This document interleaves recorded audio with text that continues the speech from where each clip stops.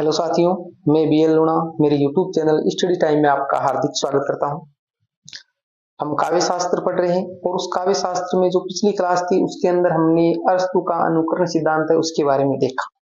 आज इस क्लास के अंदर हम देखेंगे लोजाइन्स का उदात्त तत्व, यानी लोजाइन्स का जो उदात्त तत्व संबंधी जो सिद्धांत दिया गया था उसके बारे में देखेंगे। साधारण सी बात करें तो लोजाइन्स का जो उदात्त तत्व है वो है कि जो एक कवि है वो उच्च क्वालिटी की रचना कैसे कर सके, अपनी जो रचना है उसको वो एक सर्वोच्च मुकाम पर किस प्रकार पहुंचा सके। तो ये जानने से पहले अगर आप मेरे चैनल पर पहली बार विजिट कर रहे हो तो चैनल को सब्सक्राइब कर ले, बेल आइकन को ऑल पे प्रेस कर ले ताकि जब भी मैं कोई नया वीडियो अपलोड करूं तो उसका नोटिफिकेशन आपको तुरंत मिल सके। क्योंकि इस प्लेटफॉर्म पर हम संपूर्ण फर्स्ट ग्रेड का कोर्स करेंगे जिसके अंदर हमने हिंदी साहित्य का इतिहास, गद्य विधाएं, काव्य शास्त्र ये कंप्लीट कर लिया। लगभग हमारा काव्य शास्त्र कंप्लीट है। इसके बाद में कुछ जो रचनाएं दे रखी है, फिर इसके बाद में हमारा जो पत्र साहित्य है उनके बारे में हम देखेंगे।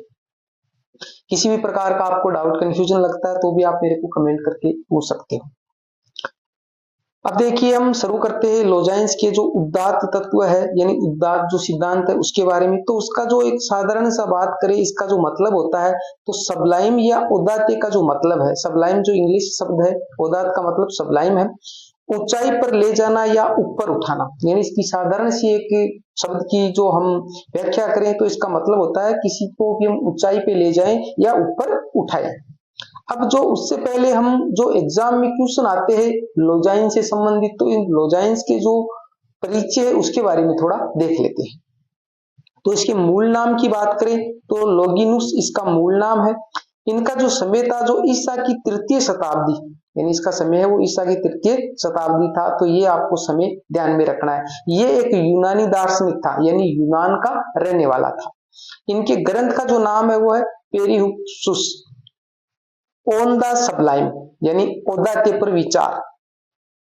ये जो ग्रंथ है उसका जो इंग्लिश वर्जन है ऑन द सबलाइम, औदात्य पर विचार, जिसका हिंदी होता है औदात्य पर विचार। ग्रंथ का इनका नाम जो हिंदी में इसका औदात्य पर विचार हो गया, इंग्लिश में ऑन द सबलाइम हो गया। और जो इन्होंने जो यूनान में रहते थे तो यूनानी भाषा में जो पेरिहुपसुस जो लिखा ये इसके ग्रंथ का नाम था। इसके जो प्रकाशन की बात करें तो ये प्रथम बार 1554 ईस्वी में प्रकाशित हुआ था। इतालवी विद्वान रोबेर्तेलो ने इसका प्रकाशन करवाया था। ये पत्रात्मक शैली में लिखी गई है, यानी जो ये रचना है पेरिहुपसुस ये एक पत्रात्मक शैली में, जिस प्रकार हम एक पत्र लिखते हैं उस पत्र की शैली में लिखी गई है। तो आपसे क्वेश्चन पूछा जा सकता है जो लोजाइन्स है उसकी ग्रंथ जो पेरिहुपसुस है वो किस शैली में लिखी गई है, तो पत्रात्मक शैली में लिखी गई है। इसमें 44 अध्याय और 60 पृष्ठ है। ये भी मोस्ट है, जो आजकल थ्योरी वाले क्वेश्चन पूछे जाते हैं उसके अंदर ऐसे पूछा जा सकता है। निम्न में से असत्य है। तो आपसे जैसे मान लिया लोजाइन्स के ग्रंथ का नाम पेरिहुपसुस है, इसका प्रकाशन 1554 ईस्वी में हुआ था। इसका जो प्रकाशन है वो विद्वान जो इतालवी विद्वान रोबेर्तेलो ने करवाया था। फिर जैसे इसमें 45 अध्याय और 60 पृष्ठ, तो ये याद रखना है यहाँ पर 44 ही अध्याय है। तो ऐसे क्वेश्चन आजकल पूछे जाते हैं तो इसको बारीकी से आपको अच्छे से ध्यान रखते हुए पढ़ना है। पेरिहुपसुस मूलतः भाषण शास्त्र यानी रिटोरिक ग्रंथ है, यानी भाषण शास्त्र है।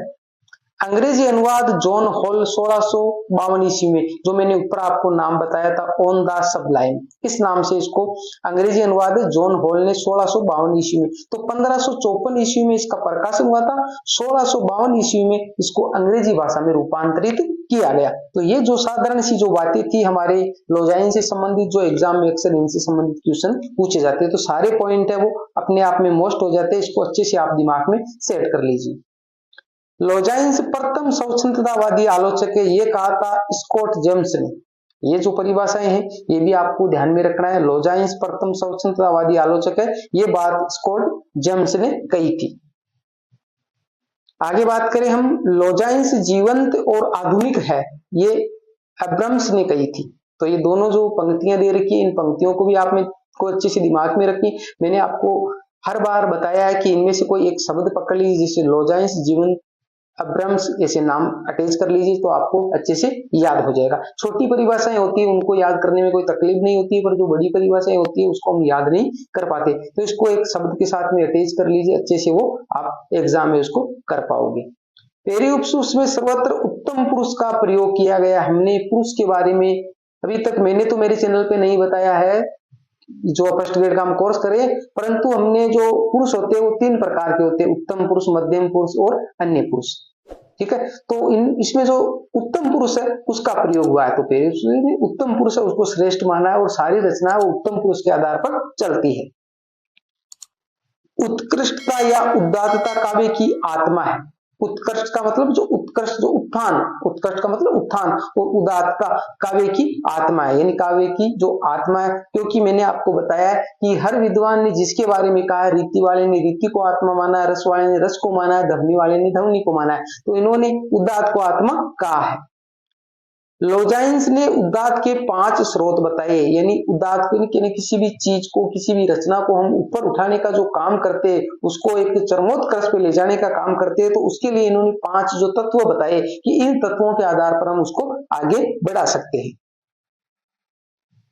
कौन कौन से तत्व है, यहाँ पर मैंने वो सार तत्व है हमारे एग्जाम की दृष्टि से वो पॉइंट लिए हैं, तो विस्तार तो इसलिए मैं नहीं बता रहा हूं आपको, तो आप इन पॉइंटों को अक्सर दिमाग में रखिए। एग्जाम में अक्सर यही चीजें पूछी जाती है, जो एग्जाम की जो अभी जो वर्तमान में ट्रेंड चल रहा है उसको देखते हुए मैंने ये शॉर्ट में इसको सेट किया है। तो लोजाइंस ने जो उदात्त तत्व के जो 5 स्रोत बताए हुए है, महान विचारों की उद्भावना, यानी उसके विचार महान होने चाहिए, प्रबल एवं अतः प्रेरित भाव, यानी उसको प्रेरणा करने वाले उसके अंदर भाव होने चाहिए, जो भी रचना उसके जो भाव है वो ऐसे होने चाहिए। अलंकारों का समुचित प्रयोग, उसके अंदर अलंकारों का भी प्रयोग होना चाहिए। भव्य पद योजना होनी चाहिए। रचना की गरिमा और उत्कृष्ट का समुचित प्रभाव, यानी वो गरिमामय रचना होनी चाहिए जिससे किसी का भला हो सके, ऐसी। तो ये जो 5 पॉइंट है ये हमारे लोजाइंस ने बताए, और ये 5 पॉइंट मोस्ट है, इनमें से एक पॉइंट हटाकर आपसे एग्जाम में क्वेश्चन पूछा जाएगा, निम्न में से असत्य है, तो आप अच्छे से महान उसके विचार की उद्भावना है, प्रबल अत्यंत प्रेरित भाव है, अलंकार है, भव्य पद है और गरिमामय रचना है, ये सारे पॉइंट आप अच्छे से उसको ध्यान में रखिए। अब इसके बाद में लोजाइंस ने उदात्त के 3 अवरोधक भी माने हैं। लोजाइंस ने उदात्त के 3 अवरोधक भी माने हैं। अवरोधक क्या माने वो भी हम देख लेते हैं। अवरोधक में इन्होंने कहा है शब्दाडंबर, बालिशता और भावाडंबर, यानी उसके अंदर शब्दाडंबर, शब्द धन आडंबर, बालिशता जो एक बचकानापन हो, जो तुच्छ हरकत हो वो नहीं होनी चाहिए, और भावाडंबर यानी भावधन आडंबर। तो ये चीजें हैं जो इन्होंने बताई है कि ये चीजें हैं जो उसके अंदर काव्य के अंदर नहीं होनी चाहिए। तो 5 पॉइंट तो इन्हें उदात्त को, यानी जो अपनी रचना है उसको उत्कृष्ट बनाने के लिए वो 5 तत्व का होना अनिवार्य बताया है, और 3 जो अवरोधक तत्व बताए कि इनका उपयोग करने से ये चीजें अगर उस रचना में है तो वो रचना है वो अच्छी नहीं है, ये वो उत्कृष्टता की ओर नहीं, वो ऊपर नहीं उठी हुई रचना मान सकते, यानी वो सर्वश्रेष्ठ जिसको हम मानते अच्छी रचना उसको नहीं कह सकते। तो ये जो शब्दाडंबर, बालिशता और भावाडंबर, ठीक है, ये 3 पॉइंट बताए। अब जो ऊपर जो 5 पॉइंट बताए और 3 पॉइंट ये बताए, इनको हम विस्तार से आगे देखेंगे कि है क्या। यहाँ पर हमने सिर्फ पॉइंट बताए आपको, आगे इसको विस्तार से देखेंगे। उदात्त एक भाव भी है, एक विचार भी है और शैली का एक गुण भी है, ठीक है। ये मानना है किसका, लोजाइंस का, कि उदात्त एक क्या है, भाव है, उदात्त एक भाव है, एक विचार है और शैली का एक गुण है। आगे देखिए, लोजाइंस ने उदात्त की मूल प्रेरक शक्ति प्रतिभा को माना है, यानी लोजाइंस ने क्या कहा है, जिस प्रकार हमने पीछे भी पढ़ा है जो काव्य हेतु थे, तो उस काव्य हेतु का मतलब कारण होता है, और काव्य हेतु में हमने पढ़ा था भामय, भामय जो थे उन भामय ने क्या कहा है कि काव्य हेतु में प्रतिभा, कवि के अंदर प्रतिभा होना जरूरी है, प्रतिभा जब तक उसके अंदर नहीं है तो वो कुछ नहीं कर पाता है, यानी वो अपनी रचना को श्रेष्ठ नहीं बना पाता है। रचना के लिए हेतु यानी जो कारण है वो एक प्रतिभा है, वो भामय ने बताया था। उसी प्रकार लोजाइंस ने भी कहा है कि औदात्य का मतलब एक उच्च तरह की, उच्च कोटि की रचना करने के लिए उसके अंदर प्रतिभा का होना जरूरी है।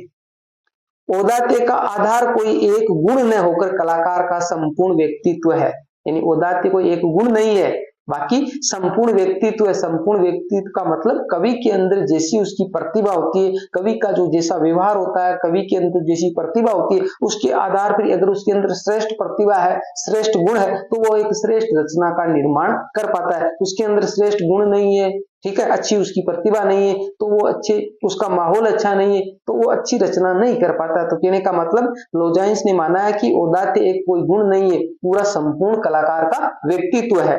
लोजाइंस का मानना है कि प्रतिभाशाली, उच्च विद्वान एवं चरित्रवान व्यक्ति ही उदात्त रचना दे सकता है। ये बात मैंने आपको ऊपर बता दी है।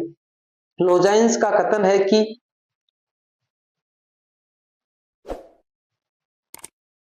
सच्चा औदात्य केवल उन्हीं में प्राप्त है जिनकी चेतना उदात्त एवं विकासोन्मुख हुए, विकास धन उन्मुख, जिनका जीवन तुच्छ एवं संकीर्ण विचारों के अनुसरण में व्यक्तित्व होता है, वह कभी मानवता के लिए कोई स्थायी महत्व की रचना प्रस्तुत करने में सफल नहीं होते हैं। यानी लोजाइंस का मानना है कि जिनका व्यक्तित्व अच्छा होता है, समाज में एक अच्छा प्रतिष्ठित जो व्यक्ति होता है, अच्छा जो कलाकार होता है, जिसकी अच्छी प्रतिभा होती है, वो ही एक अच्छी रचना प्रस्तुत कर सकता है, वो ही एक समाज का कल्याण से संबंधित रचना प्रस्तुत कर सकता है, एक गरिमामयी रचना दे सकता है। बाकी जिनका जो जीवन है वो संकीर्ण होता है, जिनकी विचार संकीर्ण होते, तुच्छ विचारों वाले जो होते, वो एक अच्छी रचना नहीं कर पाते। यही औदात्य विचार है।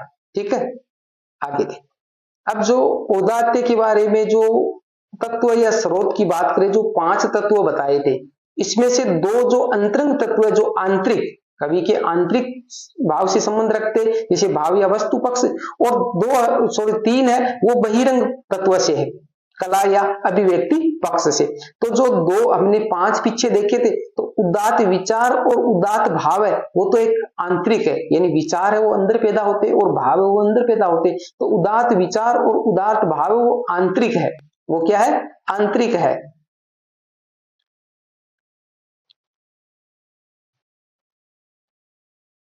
तो उदात्त तत्व और उदात्त भाव वो आंतरिक है, और ये बहिरंग का मतलब बाहरी है, बाहरी है।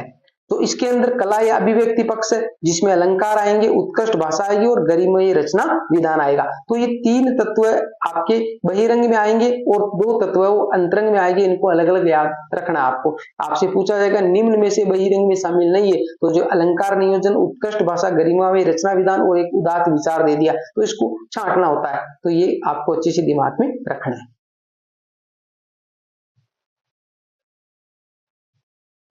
आगे, औदात्य निश्चित रूप से काव्य का सौंदर्य विधायक तत्व है, यानी काव्य की सुंदरता बढ़ाने वाला तत्व है, किंतु वह स्वयं सौंदर्य रस का वाचक नहीं है, यही उसकी सीमा है। यानी ये क्या कह रहा है कि औदात्य निश्चित रूप से काव्य का सौंदर्य बढ़ाने वाला है, सौंदर्य बढ़ाने वाला है, किंतु वह स्वयं सौंदर्य या रस का वाचक नहीं है, यही उसकी एक सीमा है। ठीक है, तो ये हमने जो लोजाइंस है उसके औदात्य तत्व उसके बारे में पढ़ा। अब जो लोजाइंस ने 5 औदात्य के जो विकास या उच्च कोटि की रचना करने के लिए जो तत्व दे रखे थे, जो पॉइंट दे रखे थे, उन 5 पॉइंटों के बारे में हम देखेंगे, और 3 पॉइंट वो दे रखे थे जो उसकी उत्कर्षता को कम करने का काम करते। तो 3 वो और 5 वो 8 हो गए। इनको हम विस्तार से देखेंगे अगली क्लास के अंदर। ठीक है, इस क्लास के अंदर जो मैंने आपको बताया अच्छे से आपको समझ में आया होगा। अगर समझ में आया तो उसको लाइक करिए, अपने दोस्तों के साथ में भी शेयर कीजिए। फिर भी किसी प्रकार का डाउट और कंफ्यूजन रहता है तो भी आप मेरे को कमेंट करके पूछ सकते हो। अच्छी लगती है तो भी एक अच्छा सा प्यारा सा कमेंट करें। मिलते हैं अगली वीडियो में, तब तक के लिए जय भीम, जय भारत।